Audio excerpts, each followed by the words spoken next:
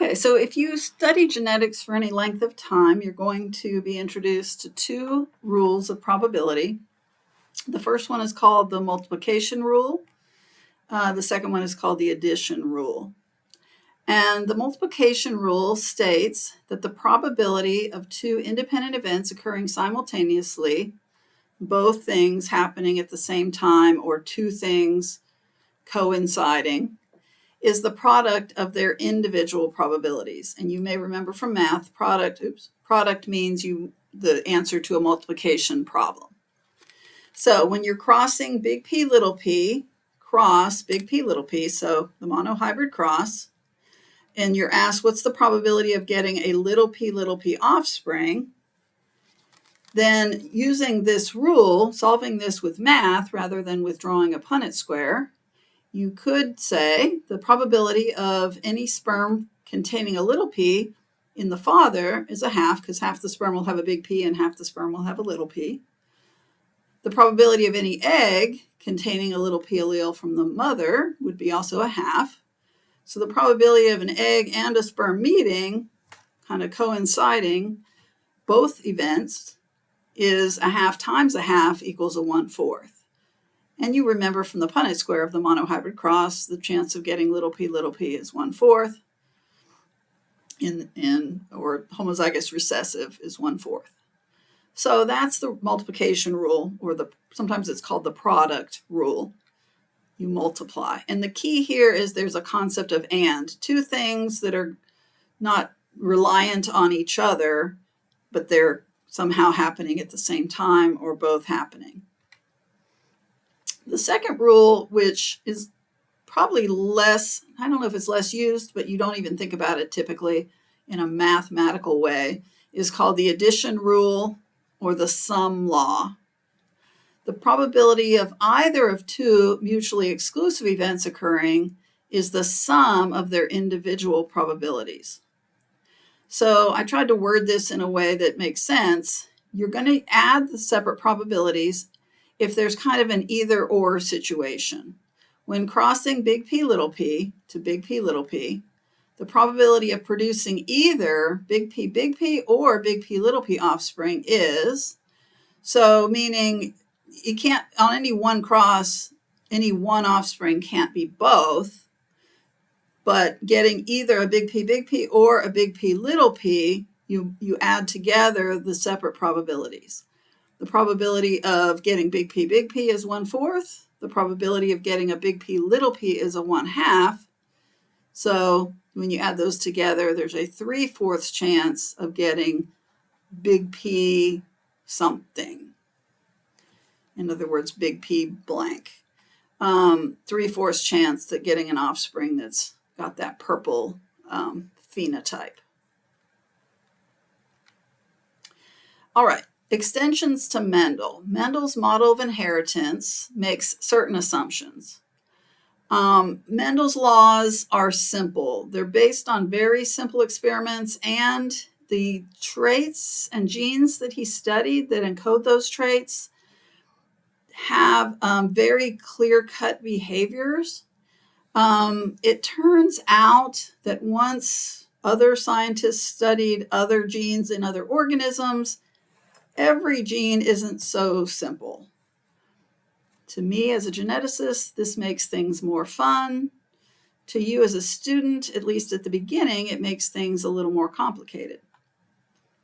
However, I'm just going to teach you some of these special cases. We call them extensions to Mendel.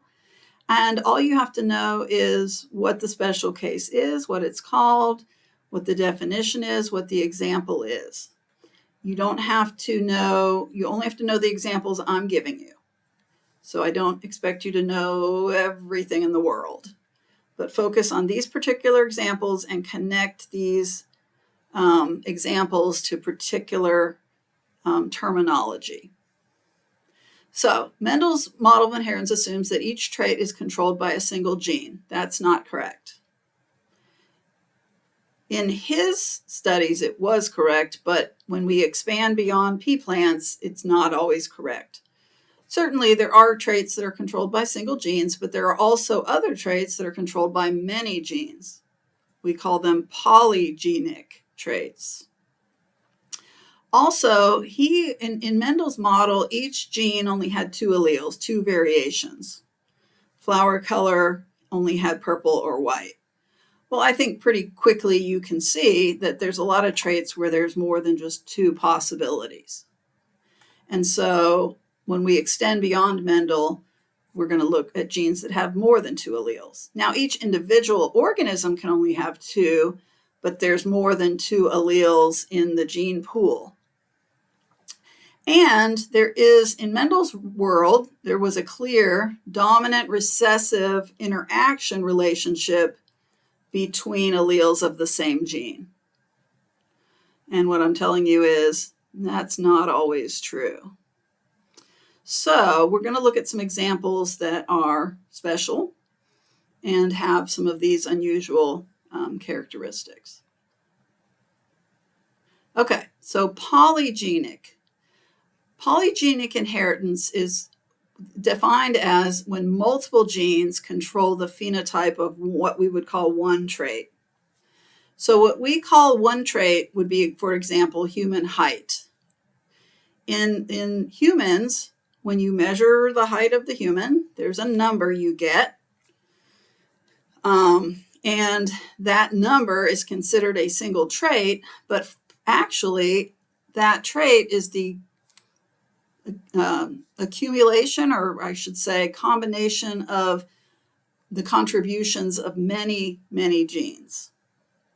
And the genes that are involved in contributing to your final height are genes that control growth factors, metabolism, bone structure. So there's many genes involved, and so all of them together give you one final height. It turns out that there aren't, like a limited number of heights that are possible. People can be pretty much any height. In humans, it's typically somewhere between, for an adult, 4.5 feet all the way up to, 7 feet. And probably goes beyond both of those extremes. But you do have kind of a peak in sort of a middle range. In this diagram, it's showing that 5'8" is, in this group, is the, I guess, the most common height. But these traits show what we call continuous variation, meaning there aren't definite height buckets, because you can measure somebody down to the smallest fraction of an inch. And so you could find people of every single height within the range. All right, so height is going to be our example of polygenic inheritance, many genes contributing to one trait. Okay, another concept, different concept, incomplete dominance. What Mendel showed us was what we call complete dominance. We don't usually use that whole phrase, but complete dominance means one allele, like the purple allele, completely dominates over the white, such that if you have an organism that has both, you only see the result of the purple allele. You only see the phenotype of the purple allele. But there is, in some organisms, certain genes, this is a limited number of genes, that show what we call incomplete dominance. And that's where the heterozygote, the individual who has 2 different alleles for one gene, actually shows a phenotype that is intermediate between the 2 traits. So probably the most common example of this is in snapdragons. Snapdragons that are homozygous for the R allele are red. Homozygotes for this white allele are white. But when you cross them and you get a heterozygote, the heterozygote is pink. It seems a little like blending, but if you blend paint, you can never unblend it. If you cross 2 pink flower plants, though, you can recover offspring that are pure red and pure white. So it isn't blending in that sense, but it sure is a good thing that Mendel did not study snapdragons, because he would have been really confused. But these are traits, these are carried on chromosomes, and yet when you have a plant that has one red and one white allele, you kind of, basically what you're getting is half of the amount of red pigment, and it's sort of a diluted red, so we would call it pink. Multiple alleles. In humans, there is a gene for blood type on chromosome 9. And the gene encodes an enzyme called a glycosyltransferase. Now, this is just for the A, B, or O blood types, not the positive and the negative. That's a whole nother gene. But for the A, B, and O, there are 3 alleles that are common. We usually call them A, B, and O. And the notation that's used often is this IA, IB, and lowercase I. IA and IB are the A and the B alleles, and the lowercase I represents the O allele. The O allele is the recessive, but both A and B are dominant to the O. But if you have A and B in the same individual, that person has both traits. They're both A and B. So this is an example not only of multiple alleles, because there's 3 alleles of the I gene, meaning the blood type gene, but any one individual can only carry 2 out of those 3 alleles at most. And then you have this special case of codominance where you can have 2 dominant alleles together and have both traits. Codominance is not a big concept in genetics, but multiple alleles is very, very common. And then epistasis. Epistasis is where the genetic makeup at one gene locus can block the effect of another gene entirely. So there are 2 different genes that control the color of Labrador retrievers. And this is a bit of, actually there's more than 2, but this is the main 2. And so there's a gene called B, and that gene is where you get either a very dense color or a less dense color. So the dominant allele big B gives you a lot of color, so much color it looks black. Little b is the color is spread out more and it looks brown, chocolate. But then you have this other gene, extension gene E. If you have the big E, then the pigment is deposited in the hair. If you have little e, then you only get sort of a yellow pigment deposited in the hair. And so what's interesting in Labrador retrievers is what's shown on this screen is a dihybrid cross. And there's 4 different kinds of eggs and 4 different kinds of sperm. I'll circle them here and here. And then these are all the offspring that you could get inside the grid. These are sperm. But what's interesting is, for example, this dog, Big B, should be a black dog. But little e means that you only get yellow pigment deposited in the hair. So it's like the little e knocks out anything at the B. Anything that's little e overrides whatever's at the B.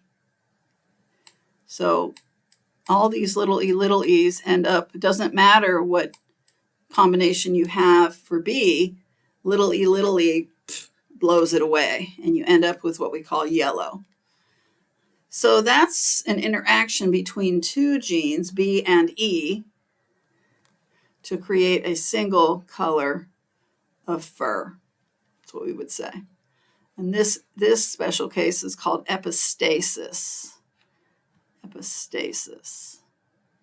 So Labrador retrievers coat color genes. All right. So just connect the definition for each of them. The definition, just a little bit about what it's about. I'm not going to have you solve this kind of problem, but just a sense of what epistasis has to do with. It has to do with, the example is Labrador retrievers, where one gene E, is blocking the effects of gene B in this weird way. That's what I'm asking you to do, not that you're going to have to solve problems with these kind of extensions because these make things very difficult. When I ask you to do a Punnett square, it'll be one of the very simple ones where you just figure out what kind of eggs, what kind of sperm, and put them together. Nothing more complex than that. But an awareness of these different extensions of Mendel is also important. And that's where we get that statement on our preview sheet that not everything works according to the Mendelian laws. All right. So that's the end of the chapter.